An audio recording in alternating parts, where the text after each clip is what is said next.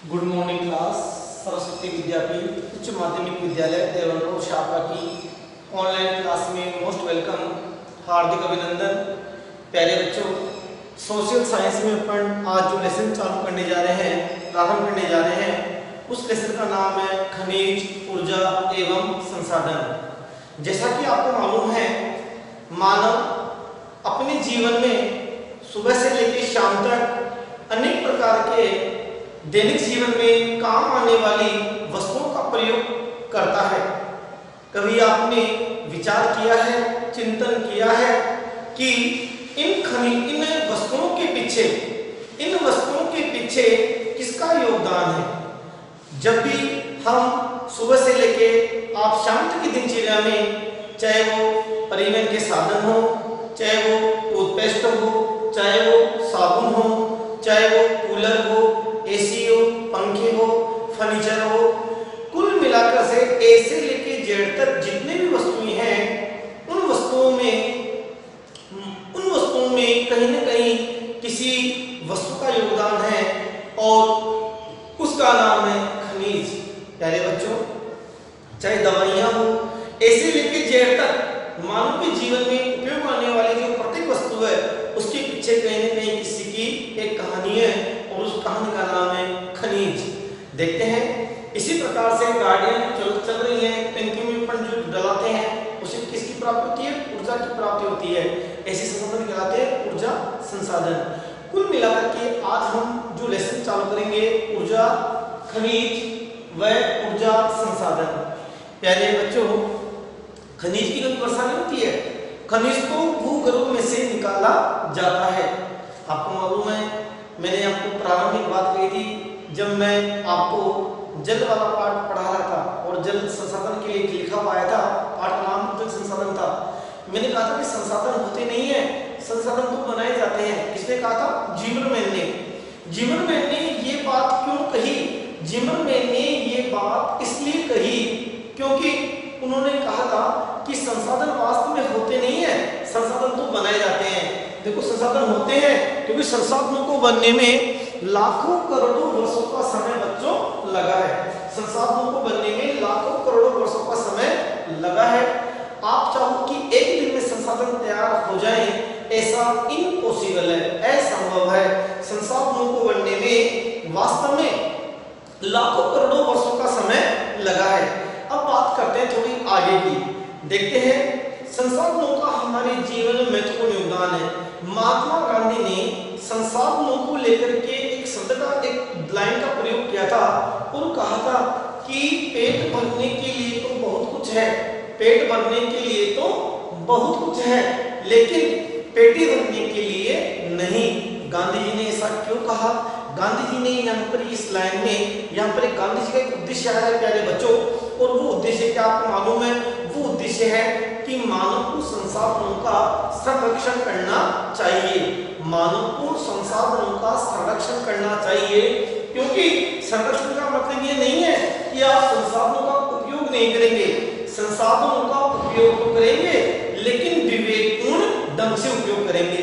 संसाधनों का विवेकपूर्ण ढंग से उपयोग करना ही संसाधन संरक्षण कहलाता है।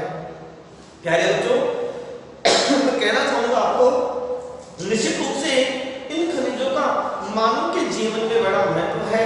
खनिजों के बिना मानव जीवन का संचालन असंभव है। कभी आप कल्पना करना, आपको जब सुबह उठते हैं, फ्रेश होते हैं, टूथपेस्ट आपको चाहिए कि नहीं चाहिए? यस या नो?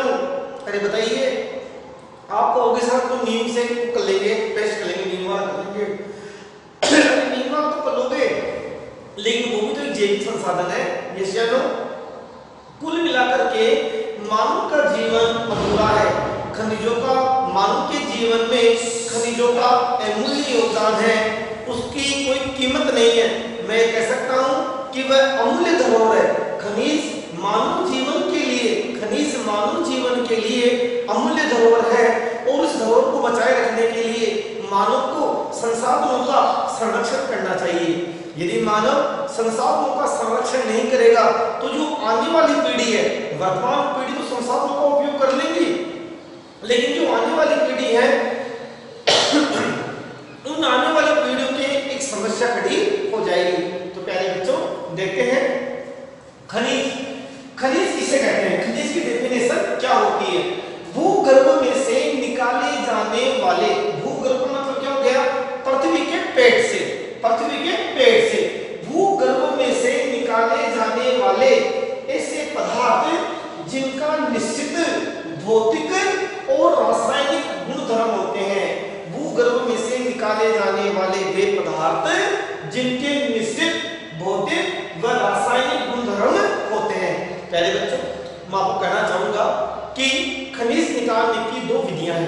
विधियां हैं, दो विधियां।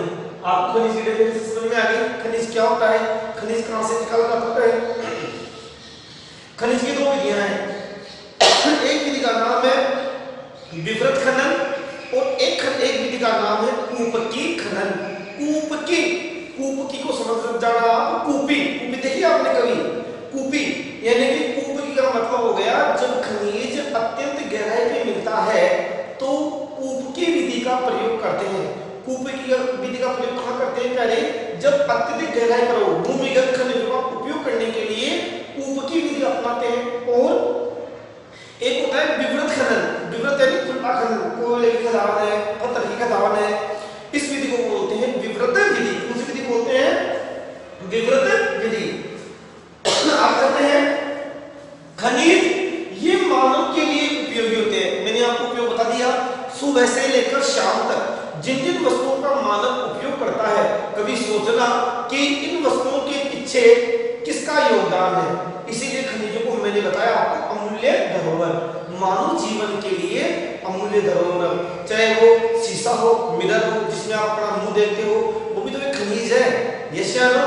आप चाहे वो आयुर्वेद की दवाइयां हो, जैविक संसाधन उगा नहीं हुआ, आगे चलते हैं, ये मानव के लिए उपयोगी होते हैं और खनिज मानव के लिए संसाधन का रूप है। खनिज मानव के लिए संसाधन का रूप है जिनका निश्चित आर्थिक मूल्य होता है, जिनका निश्चित आर्थिक मूल्य होता है। अब चलते हैं संसाधन के प्रकार, देखते हैं जन्म के आधार पर कह दो, उत्पत्ति के आधार पर कह दो। प्यारे बच्चों, उत्पत्ति के आधार पर संसाधन के दो प्रकार हैं। पहला संसाधन है जैविक संसाधन और एक होता है अजैविक। उत्पत्ति के आधार पर संसाधनों को दो भागों में बांटा गया है, एक तो हो गया जैविक संसाधन और एक हो गया अजैविक संसाधन। जैविक संसाधन का मीन्स क्या, मतलब क्या निकालोगे, दो चीज होती हैं जो आपने पर्यावरण अध्ययन में छोटी क्लासों में आपने पढ़ी है, वहीं से बिल्कुल जुड़ा हुआ टॉपिक है ये। आपने पढ़ा है सजीव और निर्जीव, सजीव और निर्जीव। वे संसाधन जो सजीव होते हैं, भोजन भी बनाते हैं, ठीक है, केवल पेट को सजीव है लेकिन चलते नहीं है, बस इतना सा है अंतर, बाकी सजीव है, तो वे संसाधन तो हो गए जैविक संसाधन हो गए, इट इज क्लियर। और एक हो गया तुम्हारे पशु वगैरह भी जैविक संसाधन में आएंगे, मानव भी जैविक संसाधन में आएगा, लेकिन तुम्हारे अजैविक में मिट्टी अजैविक जरूर है लेकिन जैविक संसाधन के लिए उपयोगी है। तो कहने का मतलब हो गया प्यारे बच्चों कि जैविक संसाधन पानी अजैविक है लेकिन जैविक के लिए अनिवार्य है। अरे हमारे पानी नहीं मिलेगा, भोजन नहीं मिलेगा, तो क्या हमारा जन्म या जीवन सुरक्षित रहेगा क्या? यस, अपन खेत में फसल बोते हैं, अजैविक है, मिट्टी अजैविक है, फसल के लिए वो थोड़े सजीव मान लो, लेकिन मिट्टी जल हवा पानी जो भी है ये सारे अजैविक है। लेकिन मैं ये कह सकता हूँ, अपन एक डायग्राम बना सकते हैं समझने के लिए कि ये दोनों जैविक और अजैविक दोनों एक दूसरे के क्या है, पूरक हैं। आपने सुना ना, एक सिक्के के दो पहलू, एक सिक्के के दो पहलू। तो जैविक संसाधन और अजैविक संसाधन दोनों एक सिक्के के दो पहलू हैं। बात में आ रही है, दोनों को अपन अलग नहीं कर सकते, यदि अलग कर देंगे तो वास्तव में हम खनिजों का उपयोग नहीं कर पाएंगे। इसलिए जैविक और अजैविक, तो ध्यान रहे, बोर्ड के लिए इंपॉर्टेंट क्वेश्चन नहीं है, बोर्ड में कई बार पूछ लिया जाता है कि उत्पत्ति के आधार पर संसाधनों को कितने भागों में बांटा गया है, नाम लिखिए। तो उत्पत्ति के आधार पर संसाधनों को दो भागों में बांटा गया है, जैविक और अजैविक, जैविक संसाधन और अजैविक संसाधन। आगे चलते हैं। भारत खनिजों की दृष्टि से एक संपन्न देश है। मैं कहना चाहूंगा भारत एक अल्प विकसित राष्ट्र नहीं है, प्रेजेंट में भारत एक विकासशील राष्ट्र है। और विकासशील क्या, आने वाले कुछ समय और लगेगा, भारत भी आने वाले समय में, हम तो यही कामना करते हैं और तभी मैं आपको कहता हूं कि अपना कर्म ईमानदारी से करिए, क्योंकि भारत के उन्नति में कहीं न कहीं हमारा योगदान रहेगा, क्योंकि हम उस देश के वासी हैं। तो भारत का जनसंख्या में स्थान कौन सा आपको बताया था मैंने, दूसरा। पहला स्थान चाइना, चीन का, और दूसरा भारत का। लेकिन चीन तो खनिज संपन्न था ही, लेकिन भारत भी विश्व के चुने हुए देशों में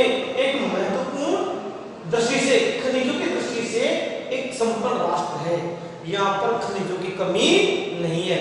मैं आपको ये कह सकता हूँ दावे के साथ में कि भारत में लगभग 100 प्रकार के खनिज निकाले जाते हैं, उनमें से 89 खनिज तो बिल्कुल इंपोर्टेंट खनिज हैं, ज्यादा तो नहीं चाहिए। अब देखते हैं, ये कह रहा है कि देश के 96% खनिजों का भंडार, केवल 4% तो अन्य में है, 96% 96% खनिजों का भंडार प्रायद्वीपीय पठारी भाग।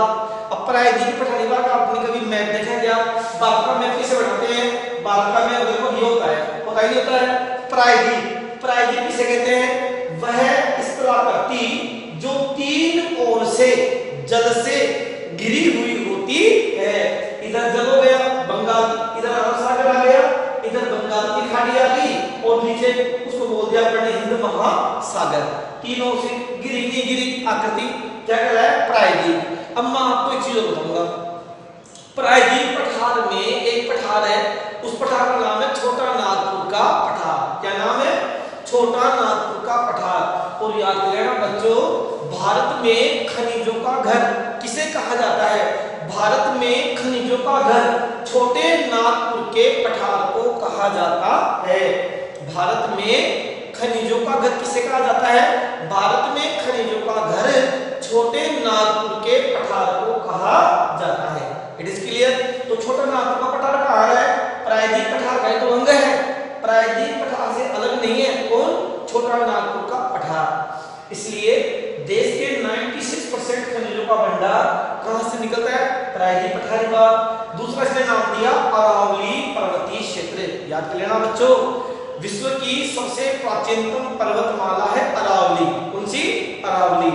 अरावली की कुल लंबाई कितनी है? 690 किलोमीटर। आप राजस्थान में रहते हो, राजस्थान में अरावली पर्वतमाला का 80% भाग मौजूद है। अरावली पर्वतमाला की तुलना आपको मालूम है, ये खनिजों का भंडार है। कौन? अरावली पर्वतमाला। ठीक है, आगे चलते हैं। ब्रह्मपुत्र घाटी, ब्रह्मपुत्र घाटी कहां पर है? असम में। कहां पर है? आसाम में। ठीक है, यहाँ पर चाय की खेती की जाती है। लेकिन मैं आपको ये कहना चाहूंगा, नाहरकटिया जहां पर सबसे पहले ऊर्जा खनिज में तेल की खोज की गई थी, कब की गई थी? याद है क्या? बता रहा हूं, 1890 में। कब की गई थी? 1890 में। और नाम क्या था? नाहरकटिया। गांव का नाम क्या था? नाहरकटिया। ब्रह्मपुत्र घाटी में से चाय के लिए फेमस है। किसके लिए फेमस है? चाय के लिए फेमस है। आगे चलते हैं। चाय का नाम पिछले पाठ में आया था, भारतीय कृषि में चाय और चाय के बागान, चाय की खेती का प्रारंभ किसने किया था? चाय की खेती का प्रारंभ किया था अंग्रेजों ने। किसने किया था? चाय की खेती का प्रारंभ किया था अंग्रेजों ने। कब किया था? 1840 में। कब किया था? 1840 में। और दो घाटी थी, ब्रह्मपुत्र घाटी और दूसरी घाटी का नाम क्या था? सुरमा घाटी। ब्रह्मपुत्र घाटी और सुरमा घाटी। आगे चलते हैं। हिमालय क्षेत्र भी खनिजों के लिए महत्वपूर्ण स्थान रखता है। इस 96% में हिमालय वाला क्षेत्र भी आता है। और आगे चलते हैं प्यारे बच्चों, दक्षिणी तटीय प्रदेश। अब दक्षिण तटीय प्रदेश में आपको होगा कि सर यहाँ क्या निकालेंगे? यहाँ तो पानी भरा पड़ा है। अरे बच्चों, यहाँ पानी तो भरा पड़ा है, लेकिन यहाँ पर अपन मछली निकलते हैं। अरे मत्स्य उत्पादन करते ही नहीं करते हैं। मैंने कहा कि जैविक और अजैविक। अब जैविक से मतलब मछली जो है, मत्स्य पालन, बहुत सारे लोग शाकाहारी भी होते हैं और बहुत सारे लोग मांसाहारी भी होते हैं। तो कुछ लोग मछली का सेवन करते हैं। बात समझ आ रही है? दक्षिण भारत में चावल और मछली मुख्य रूप से नहीं चलता है। अब दक्षिण तटीय प्रदेश में ये संसाधन के लिए बिल्कुल वो है। It is clear? इसके अलावा मैं आपको एक उदाहरण दूंगा, वो दूंगा आपको कृष्णा नदी का डेल्टा वाला प्रदेश, प्रायद्वीप पठार में। आपके वहां पर भी कोयला, गोंडवाना लैंड कोयला निकाला जाता है। हिमालय की बात करूं तो हिमालय में एक राज्य है जम्मू कश्मीर, सबसे ऊपर है जम्मू कश्मीर। आपको मालूम है, जम्मू कश्मीर के अंदर केवल पूरे भारत का कोयले का 1% निकलता है। देखो, कोयला 4 प्रकार का होता है, एंथ्रेसाइट कोयला, बिटुमिन्स कोयला, लिग्नाइट और पीट। सबसे उत्तम क्वालिटी का जो कोयला होता है वो कोयला होता है एंथ्रेसाइट कोयला। सबसे उत्तम क्वालिटी का जो कोयला होता है वो होता है एंथ्रेसाइट कोयला। और सबसे कमजोर क्वालिटी का जो कोयला होता है वो होता है पीट कोयला। अब बिटुमिनस हो गया मध्यम कोयला। और लिग्नाइट, राजस्थान में लिग्नाइट खूब मिलता है, बीकानेर, बाड़मेर, इन क्षेत्रों में लिग्नाइट निकाला जाता है। लेकिन पूरे भारत का 1% एंथ्रेसाइट कोयला जिसमें कार्बन की मात्रा ज्यादा होती है वह उत्तम कोयला कहलाता है। जिसमें कार्बन की मात्रा मध्यम होती है मध्यम कोयला कहलाता है। और जिसमें कार्बन की मात्रा निम्न होती है वह बिल्कुल निम्न कोयला कहलाता है। निम्न का मतलब थर्ड क्वालिटी वाला कोयला कहलाता है। तो प्यारे बच्चों, भारत का 1% कोयला, भारत का 1% कोयला हिमालय क्षेत्र में निकाला जाता है। और कहां निकाला जाता है मैं बता दूं नाम आपको, करेवा का पठार। कौन सा पठार है? करेवा का पठार। ये करेवा का पठार भूमि है जहां पर केसर की खेती की जाती है। केसर ही बहुत महंगा संसाधन है, याद कर लेना, खनिज आता है एक प्रकार का जैविक संसाधन है खनिज। और केसर की खेती कहां की जाती है? करेवा के पठार में, कश्मीर के अंदर है। और उसी करेवा के पठार के नीचे वाले भाग में 1% कोयला, एंथ्रेसाइट कोयला निकाला जाता है। तो कहने का मतलब मेरा ये हो गया, भारत का 1% एंथ्रेसाइट कोयला हिमालय क्षेत्र में निकाला जाता है। तो याद कर लेना, देश के 96% खनिजों का भंडार इसमें पाए जाएंगे। पठारीवा, अरावली पर्वतीय क्षेत्र, ब्रह्मपुत्र घाटी, हिमालय क्षेत्र और दक्षिण तटीय क्षेत्र। अब बात करते हैं अरावली पर्वतीय क्षेत्र की। अरावली पर्वतमाला की यदि मैं बात करूं तो अरावली पर्वतमाला समुद्र तल से 930 मीटर ऊंची है। कितनी मीटर ऊंची है? 930 मीटर ऊंची है।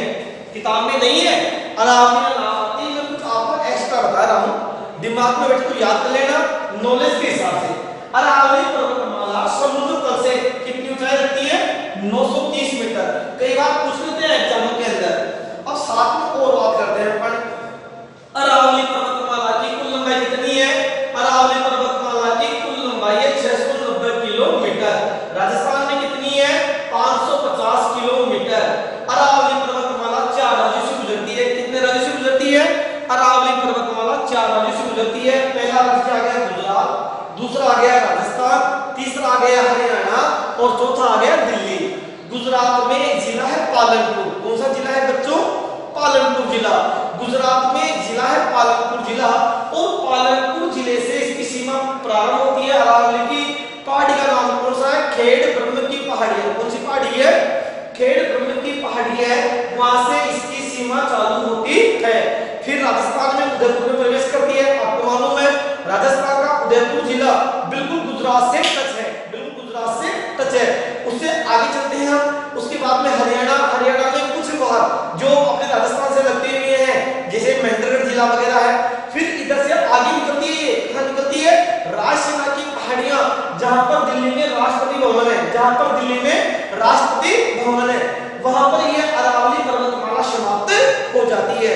तो प्यारे बच्चों, अरावली की जानकारी आपको देना अनिवार्य है और आपको याद भी रहना है, क्योंकि आप राजस्थान में रहते हो और राजस्थान में अरावली पर्वतमाला का 80% भाग मौजूद है। कितना भाग मौजूद है? 80% भाग मौजूद है। और विश्व की प्राचीनतम पर्वतमालाओं में से एक है। विश्व की प्राचीनतम पर्वतमालाओं में से एक है और खनिज संसाधन की दृष्टि से भी बहुत इंपॉर्टेंट है, बहुत इंपॉर्टेंट है खनिज संसाधन के दृष्टिकोण से भी। आगे चलते हैं, खनिजों का अपन करते हैं बंटवारा। खनिजों का बंटवारा कैसे करेंगे? मात्रा के आधार पर नहीं, उनके कार्यशैली के आधार पर। यदि मैं बात करूं तो खनिजों को 3 भागों में बांटा गया है: धात्विक खनिज, अधात्विक खनिज और ऊर्जा खनिज। बहुत सारी किताबों के अंदर आपको 2 ही प्रकार मिलेंगे, धात्विक और अधात्विक। लेकिन अपन डायग्राम के दृष्टिकोण से एक एक चीज खोल करके पढ़ रहे हैं, बिल्कुल एक एक चीज अपन खोल करके पढ़ रहे हैं। इसमें धात्विक खनिज आ गया, अधात्विक खनिज आ गया और ऊर्जा खनिज आ गया। धात्विक, अधात्विक और ऊर्जा खनिज। अब बात करते हैं आगे। धात्विक खनिज 2 प्रकार का होता है। धात्विक खनिज 2 प्रकार का होता है, लौह और अलोह। अब सुन लो, पहले तो आप इसकी परिभाषा समझो। धात्विक खनिज किसे कहते हैं? धात्विक खनिज का मतलब क्या होता है? वे खनिज जिनमें धातु का अंश मौजूद होता है। वह खनिज जिसमें धातु के अंश की वो होती है। बात समझ आ रही है? ये कहलाता है धात्विक खनिज। अधात्विक वही हो गया। अब आगे चलते हैं, लौह और अलोह। देखो प्यारे बच्चों,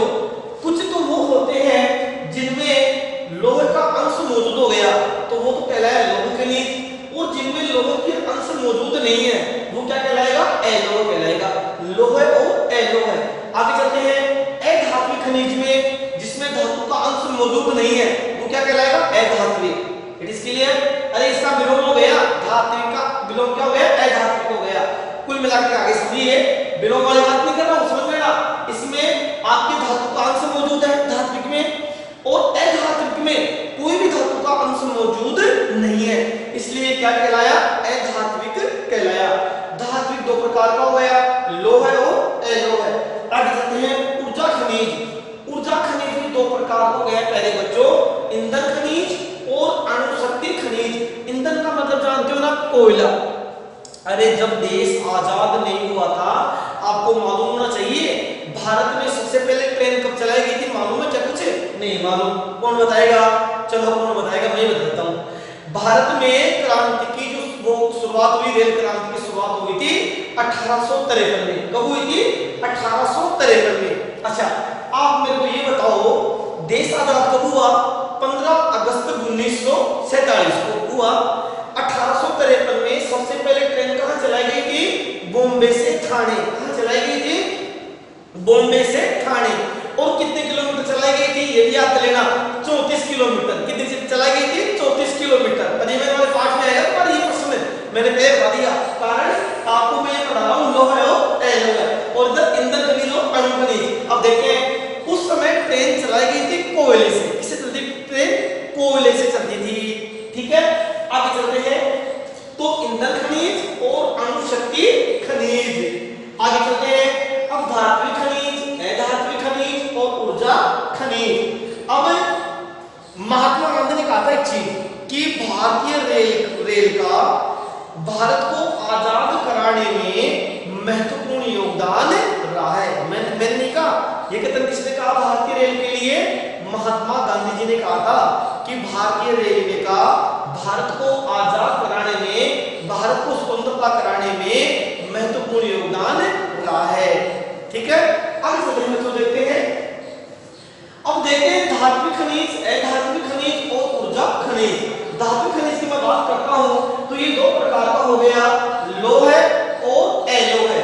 लोह में लोह एस्क शब्द किसके लिए काम में लेते हैं? एस्क शब्द कच्ची धातु के लिए काम में लेते हैं। बिल्कुल दिमाग में बिठा लेना, कच्ची धातु के लिए एस्क शब्द काम में लिया जाता है। अब देखते हैं लोह खनिज कौन कौन से हो गए, क्योंकि इसमें लोहे का अंश मौजूद है, इसमें लोहे का अंश मौजूद है। अब देखते हैं लोह एस्क, क्रोमाइट, पाइराइट, टंगस्टन और कोबाल्ट। क्या देखते हैं? लोह एस्क, क्रोमाइट, पाइराइट, टंगस्टन और कोबाल्ट। क्लियर? आगे चलते हैं एलोह। एलोह में सोना, चांदी, तांबा, जस्ता, बॉक्साइट, टीन और मैग्नीशियम, ये हो गया एलोह है। क्या हो गया?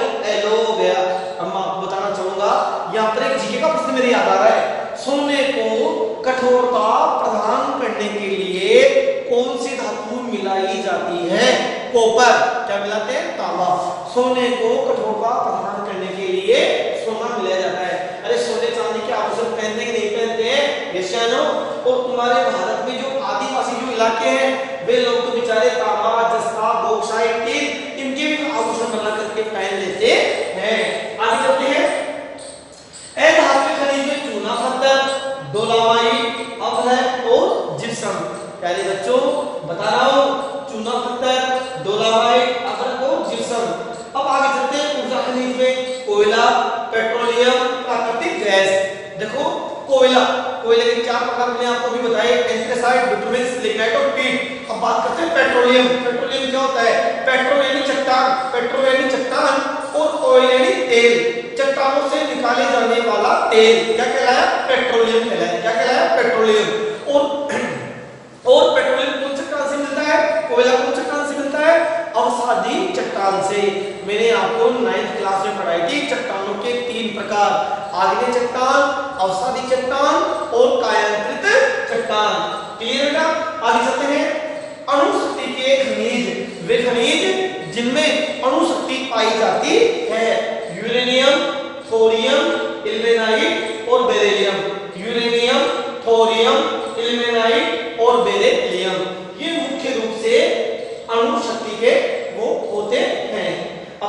एक एक चीज को समझते हैं। देखो लोहे की आप विंडो, फर्नीचर, गाड़ियां, लोहे अनेक वस्तुओं में काम में खनिज लिया जा रहा है। क्रोमाइट, पायराइट, टंगस्टन, कोबाल्ट, इनसे हमारे जीवन में बहुत सारे ऐसी चीजें हैं जिनसे हमारे जीवन के अंदर मुख्य रूप से इनका कहीं न कहीं अमूल्य योगदान है और इसीलिए इनको मानव के लिए अमूल्य धरोहर कहा गया है। इसको खनिजों को, इसीलिए खनिजों को मानव के लिए अमूल्य धरोहर कहा गया है। सोना, चांदी, तांबा, सोना जानते हो, चांदी जानते हो, तांबा भी आपने देखा है, जिसका देखा आपने, बॉक्साइट, टीन और मैग्नीशियम। ये जो बॉक्साइट है ना, ये बॉक्साइट मुख्य रूप से एल्यूमिनियम का कच्चा हिस्सा है। जो आप ये होती है ना प्लेन हवाई जहाज एल्यूमिनियम की बनाई जाती है और एल्यूमिनियम का हिस्सा क्या है, बॉक्साइट। जिस प्रकार लोहे का एसिड, जिस प्रकार लोहे का एसिड क्या है, जिस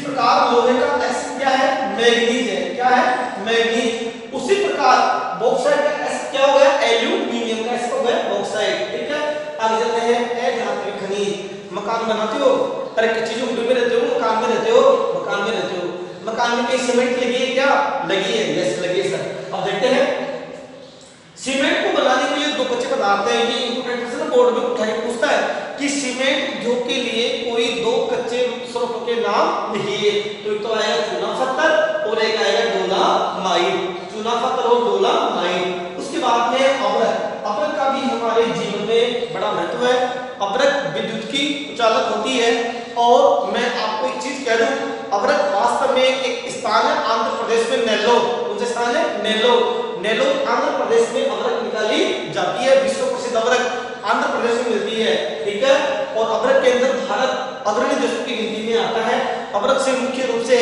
इलेक्ट्रॉनिक सामान तैयार करवाए जाते हैं, विद्युत उपकरण तैयार करवाए जाते हैं। अब्रक की झोंगा भट्टियों के लिए, झोंगा भट्टी जानते हो ना, यानी धातुओं को गलाने के लिए जो भट्टियां काम में ली जाती है उनको बोलते हैं झोंगा भट्टी। अब्रक की ईंटें बनाई जाती है। हमारे राजस्थान के अंदर एक गांव है, एक नगर है, रामपुरा अंगूचा। क्या नाम है, रामपुरा अंगूचा। ये रामपुरा नहीं, रामपुरा अंगूचा कहां पर है, भीलवाड़ा में, जो अब्रक की ईंटों के लिए फेमस है। धातुओं को गलाने वाली जो बड़ी-बड़ी जो झोंगा भट्टियां होती हैं, उन झोंगा भट्टियों के अंदर से ये अब्रक तैयार की जाती है, अब्रक से वो ईंट तैयार की जाती है। ठीक है, आगे चलते हैं।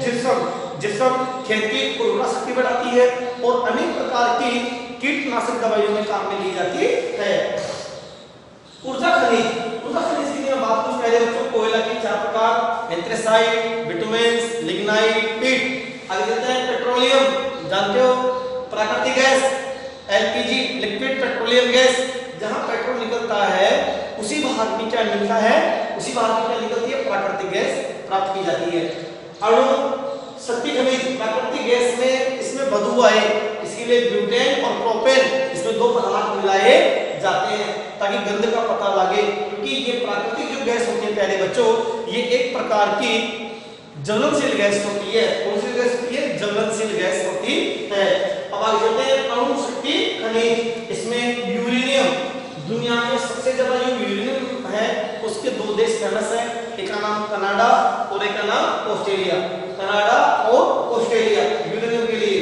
दूसरा है तुम्हारा थोरियम। भारत में कहां मिलता है, भारत में केरल की मोनोजाइट रेत में, थोरियम पदार्थ निकाला जाता है। इसके बाद में है इल्मेनाइट में मिलता है, ये आयन खनिज है। इसके अलावा बेरिलियम। तो प्यारे बच्चों, ये महत्वपूर्ण खनिज हो गए आपके अणु शक्ति खनिज, यूरेनियम, थोरियम, इल्मेनाइट और बेरिलियम। ठीक है, थोड़ा आगे चलते हैं और एक बार पुनः इसके ऊपर दोबारा फोकस करते हैं। खनिज पाठ का नाम है खनिज व ऊर्जा संसाधन।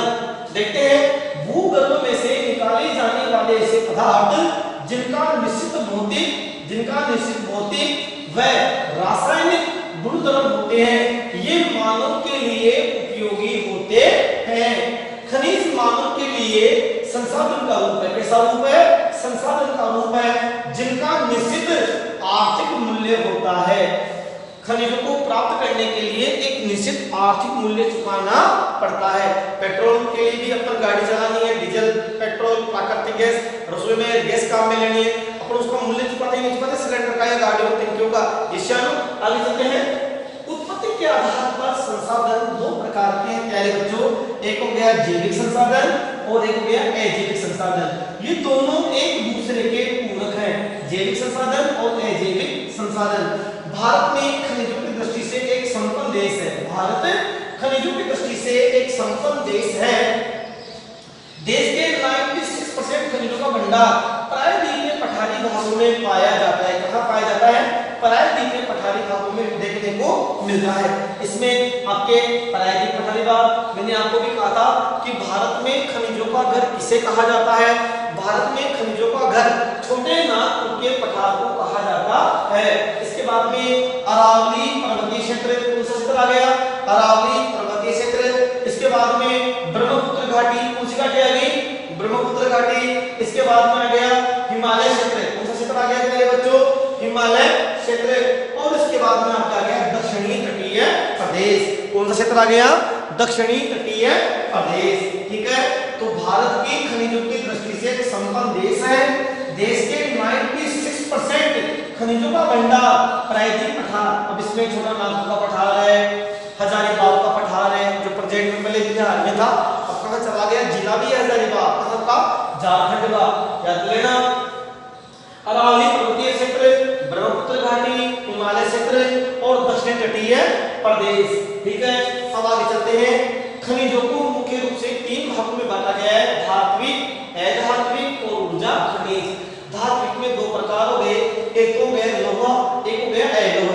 लोह में लोहस्क, दूसरा क्रोमाइट, तीसरा पाइराइट, चौथा टंगस्टन और पांचवा कोबाल्ट। क्रोमाइट, पाइराइट, टंगस्टन और कोबाल्ट। अलोह में सोना, चांदी, तांबा, जस्ता, बॉक्साइट, टीन और मैग्नीशियम। पहले बच्चों में आपको ये कहना चाहूंगा कि निश्चित रूप से आपके ये लोहे का जो एसिड होता है वो होता है मैग्नीज, और एल्यूमिनियम का जो एसिड होता है वो होता है बॉक्साइट। अब चलते हैं अधात्विक खनिज में। इसमें चूना पत्थर, डोलामाइट, अभ्रक और जिप्सम। ये सारे के सारे, चूना पत्थर हो गया, डोलामाइट हो गया, अभ्रक हो गया और जिप्सम हो गया, ये चारों के चारों जो खनिज हैं ये खनिज अधात्विक खनिज होते हैं। आगे चलते हैं ऊर्जा खनिज। ऊर्जा खनिज 2 प्रकार के हैं, ईंधन खनिज और अणुशक्ति खनिज। ईंधन खनिज में कोयला, पेट्रोलियम, प्राकृतिक गैस। कोयला भी 4 प्रकार का हो गया, मैंने बताया था, एंथ्रासाइट, बिटुमेंस, लिग्नाइट और पीट।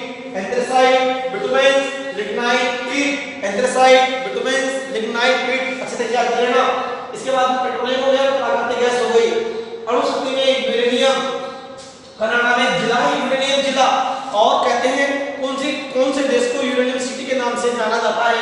कनाडा को यूरेनियम सिटी के नाम से जाना जाता है। थोरियम, इल्मेनाइट और बेरिलियम।